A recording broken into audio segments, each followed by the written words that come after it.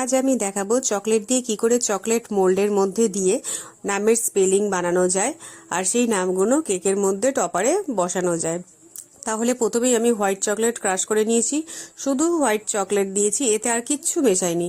এবার গরম জল ফুটতে দিয়ে তার মধ্যে হোয়াইট চকলেটের বাটিটা বসিয়ে দিয়ে ওটাকে মেল্ট করে নিলেই আস্তে আস্তে ওটা গলে যাবে। ভালো করে ওটাকে নাড়াতে হবে, কেন হোয়াইট চকলেট খুব সেন্সিটিভ হয়, তাড়াতাড়ি করে জলটাকে শোক করে নেয়। সেই জন্যে হোয়াইট চকলেটের মধ্যে দেখতে হবে সবসময় একটা জিনিস, যে ওর মধ্যে যেন কোনো রকমের জলের একটা টাচ পর্যন্ত না হয়, সেই জন্য ওটা ভাপেতেই করে নিতে হবে।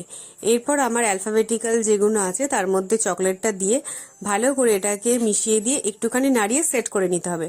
তারপর এটাকে আমি ফ্রিজে খানিকক্ষণ সেট করার জন্য রেখে দিয়েছিলাম, 10 মিনিট রাখলেই যথেষ্ট।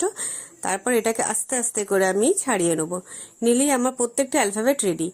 আর এই চকলেটের মধ্যে হোয়াইট হোক, ডার্ক ব্রাউন চকলেট হোক বা মিল্ক চকলেট হোক, কোনো কিছু মেশানো যাবে না, ডাইরেক্ট চকলেটটাকে মেল্ট করে নিতে হবে। আমার অ্যালফাবেটগুলো রেডি কেকের জন্যে। আমার ভিডিও ভালো লাগলে অবশ্যই লাইক অ্যান্ড সাবস্ক্রাইব করে দেবেন। টাটা।